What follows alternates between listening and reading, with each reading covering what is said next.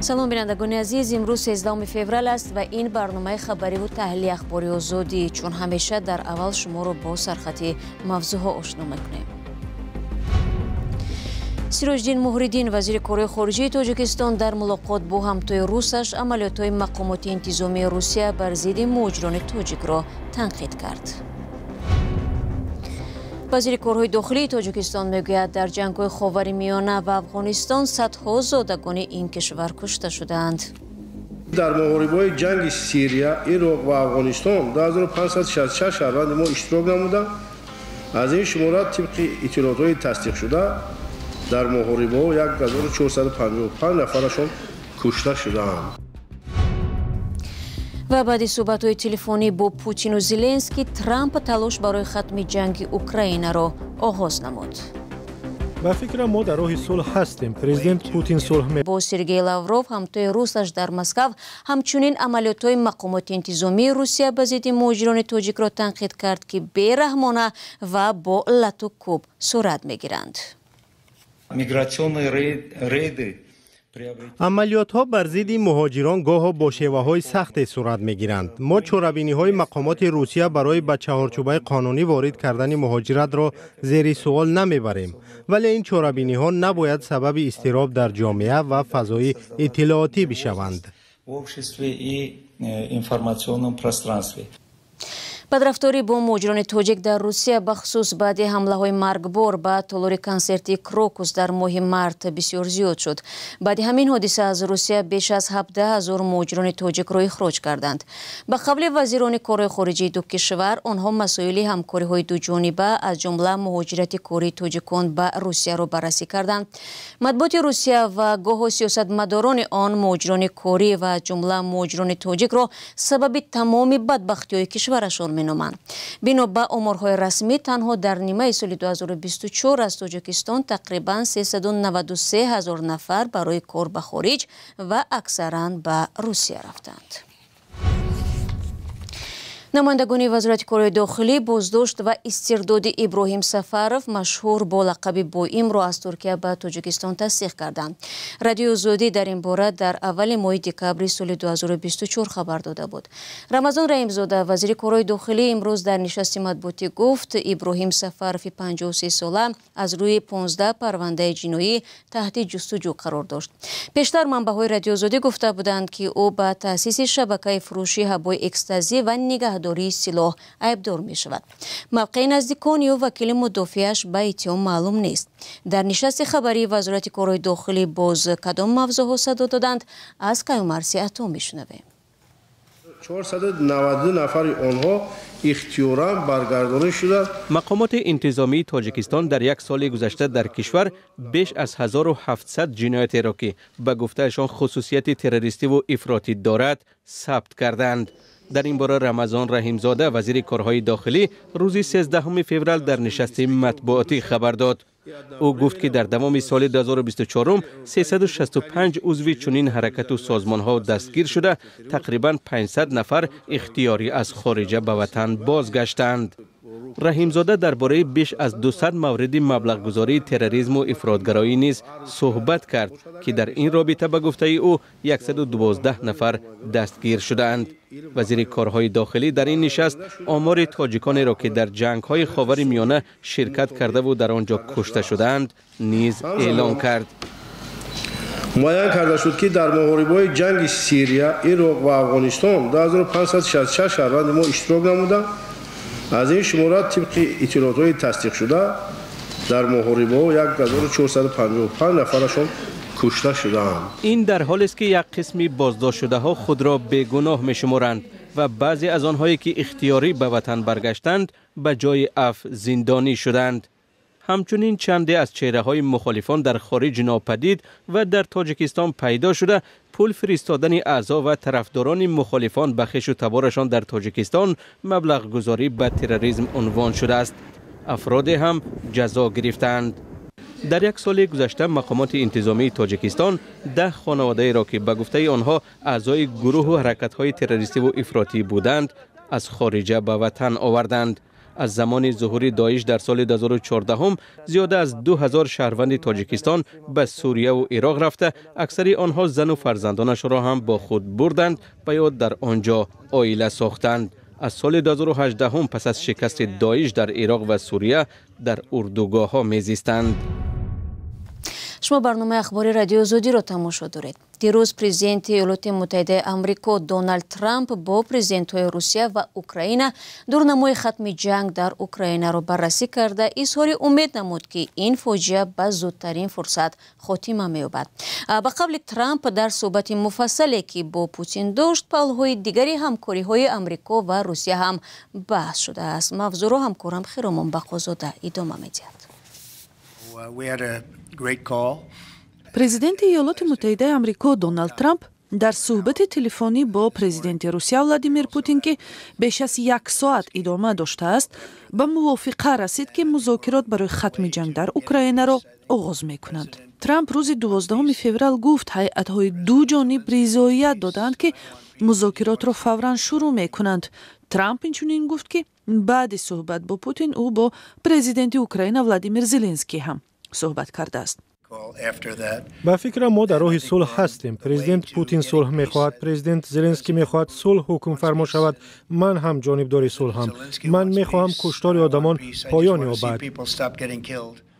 пеш аз ин вазири мудофиаи иёлоти муттаҳида амрико Пит Ҳексет бо ишора ба тағйири мавқеи Вашингтон дар робита бо ҷанги Украина таъкид карда буд ки Киев бояд аз талошҳояш барои узвият дар паймони низомии НАТО даст кашида умедвор нашавад ки минтақаҳое аз ҷониби Русия ишғол шударо бозпас мегирад.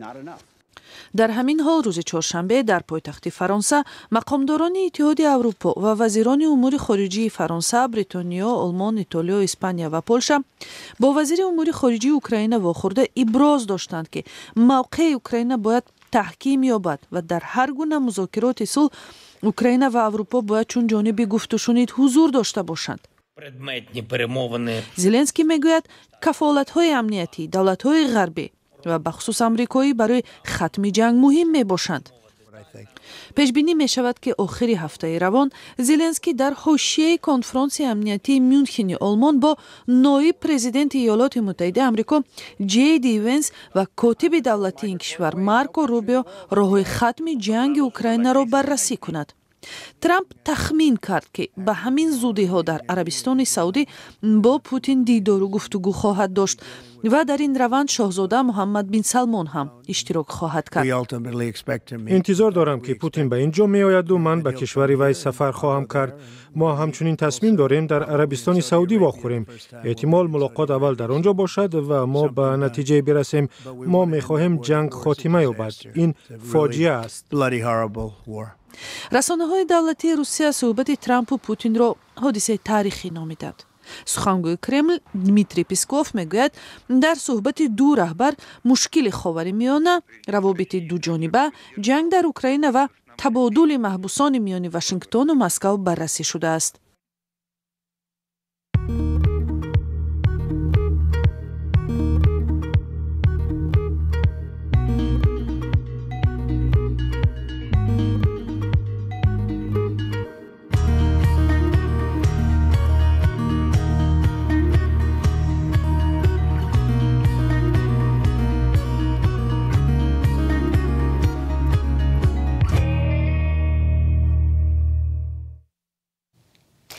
برنامه را ادامه میدیم. در تاجیکستان با وجود جای داشتن برنامه‌های زیادی برای محو خشونت خانوادگی، هنوز اذیت زنان از جمله آزار جنسی زیاد مشاهده می شود. تابستان سال گذشته دفتر زنان سازمان ملل متحد گفته بود که در این کشور از 50 تا 80% زنان و کودکان با خشونت دچار می شوند و 3/1 زنها از جانب شوهران و خویشاوندان نزدیک خود زورآوری می بینند. امروز در نشستی وزارت عدلیه تاجیکستان گفتند که برای جلوگیری از این ظهورات اقدام نوی روی دست گرفته شده است. شهلوی عبدالله موضوع را ادامه می‌دهد. در دایره لایحه کودکس نو جنایی تاجیکستان بندی مخصوص برای پیشگیری از خشونت خانوادگی پیشنهاد شده است. در این باره در نشست خبری وزارت عدلیه تاجیکستان در دوشنبه اطلاع دادند. وابسته با زورآوری در اویلا در لایحه کودکس جنایی جمهوری تاجیکستان که در تحریر نو آماده شده است، پیش‌بینی کرده شده است.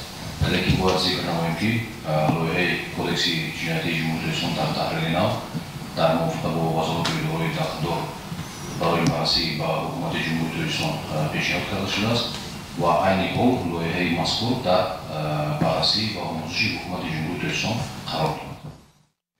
در قانونگذاری تاجیکستان در مسئله پیشگیری زورآوری در خانواده قانون عمل می کند، ولی آن تنها نمادهای خشونت و سوبیکتان نظارت برنده را شرح می دهد.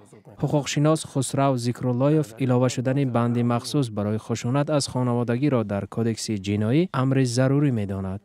ضرورتی در کدکس جنایتی درباره مسئله همین خشونت خانوادگی در آوردن تغییرات از ماده علاوه در حال حاضر ضرور است.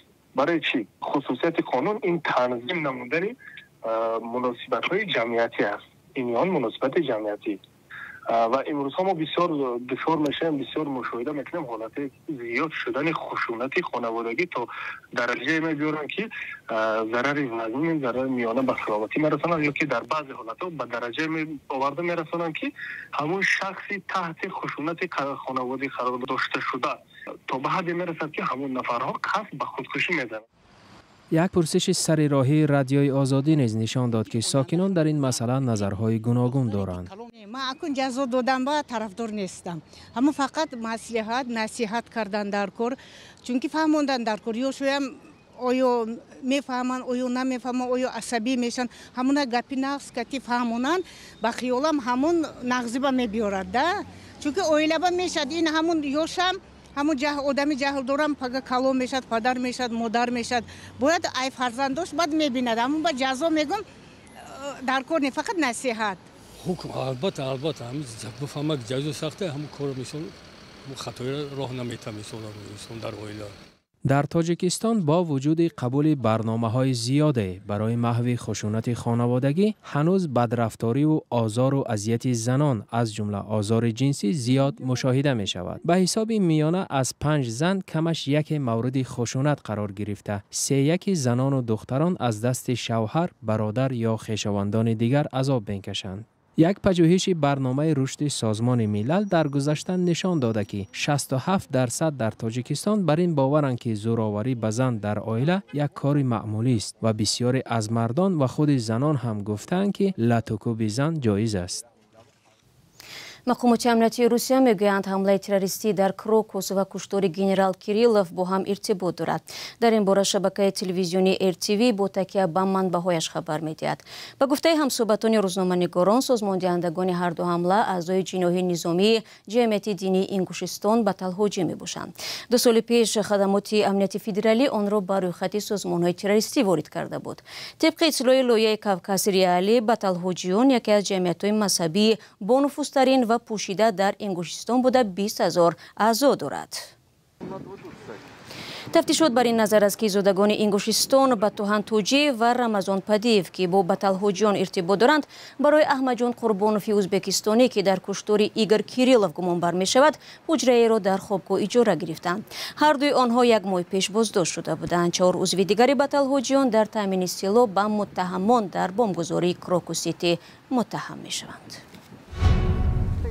دوستان عزیز، برنامه در همینجا به انجام میرسد. تشکر که تا این لحظه ها با ما بودید. خبر و گزارش از این بیشتر چون همیشه میتوانید در وبسایت azadi.org و صفحه های رادیو آزادی در فیسبوک، اینستاگرام، ایکس و تلگرام، تیک تاک و یوتیوب دسترس کنید. اگر خبر و یا نواری جالبی داشتید میتوانید با ما فرستید. خود را احتیاط کنید عزیزان و خدا نگهبان هر یک شما باشد.